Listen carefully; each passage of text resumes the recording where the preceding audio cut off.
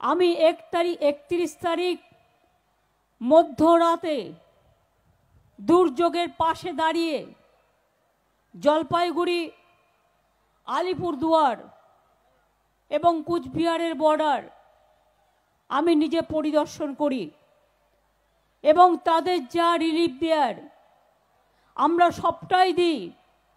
আমার যেটা এখন বাকি আছে সেটা হচ্ছে ঘরগুলো তৈরি করে দেওয়া।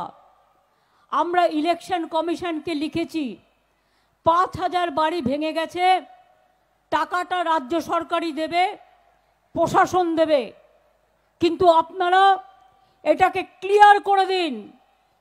বিজেপির কথায় ভোট পর্যন্ত আটকে রাখবেন না, টাকা আপনারা দেবেন না, টাকা আমরা দেব। আমরা চাইছি এই 5000 লোক যারা আজকে আশ্রয়হীন তারা যেন আশ্রয় পায়।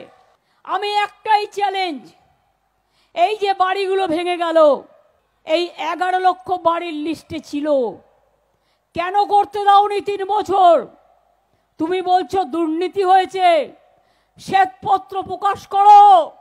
চ্যালেঞ্জ করে যাচ্ছি, বেঙ্গলে কি দুর্নীতি হয়েছে, আর উত্তরপ্রদেশে কি দুর্নীতি হয়েছে, গুজরাটে কি দুর্নীতি হয়েছে।